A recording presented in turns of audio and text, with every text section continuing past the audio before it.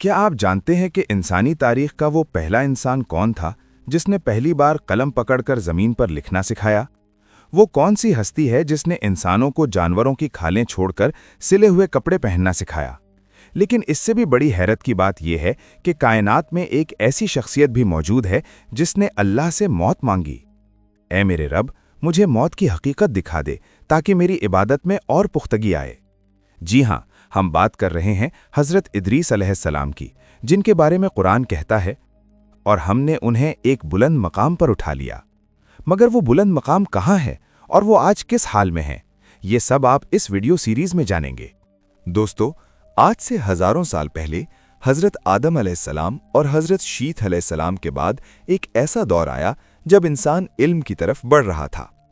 اسی وقت ایک عظیم شخصیت کا ظہور ہوا جن کا نام اخنوخ تھا، لیکن تاریخ انہیں ادریس کے نام سے جانتی ہے۔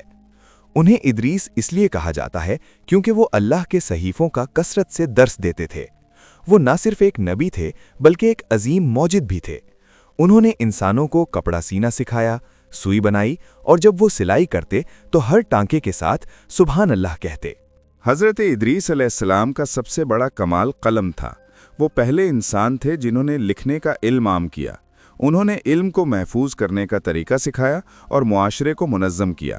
کہا جاتا ہے کہ انہوں نے 100 سے زیادہ شہر آباد کیے اور ہر شہر کے لیے قوانین بنائے۔ وہ علم نجوم کے بھی ماہر تھے اور لوگوں کو کائنات کے نظام کے بارے میں آگاہ کرتے تھے۔ ان کی عبادت کا یہ عالم تھا کہ ان کی اکیلے کی عبادت پوری انسانیت کی عبادت پر بھاری پڑتی تھی۔ روایت ہے کہ ایک فرشتہ انسانی شکل میں ان کے پاس آیا اور ان سے دوستی کر لی۔ ایک دن حضرت ادریس علیہ السلام نے کہا، کیا میں موت کا ذائقہ چکھ سکتا ہوں تاکہ میرا خوف خدا اور بڑھ جائے؟ اللہ کے حکم سے ان کی روح قبض کی گئی اور پھر واپس لوٹا دی گئی۔ پھر انہوں نے جہنم اور جنت دیکھنے کی خواہش ظاہر کی۔ فرشتہ انہیں اپنے پروں پر بٹھا کر لے گیا۔ انہوں نے جہنم کی ہولناکی دیکھی، پھر جنت کی خوبصورتی۔ جب واپسی کا وقت آیا تو انہوں نے کہا، میں جنت میں داخل ہو چکا ہوں، اب میں کیوں واپس جاؤں؟ علماء کے درمیان اختلاف ہے کہ حضرت ادریس علیہ السلام آج بھی زندہ ہیں یا نہیں۔ قرآن کہتا ہے کہ انہیں بلند مقام پر اٹھایا گیا اور نبی کریم صلی اللہ علیہ وسلم نے معراج کی رات انہیں چوتھے آسمان پر دیکھا۔ کچھ کہتے ہیں کہ وہیں ان کا انتقال ہوا، جبکہ کچھ کے مطابق وہ جنت میں زندہ ہیں۔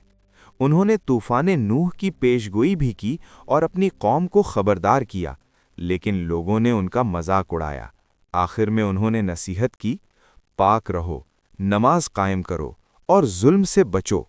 اب سوال یہ ہے، کیا ان کا علم آج بھی موجود ہے؟ اپنی رائے کمنٹس میں ضرور دیں۔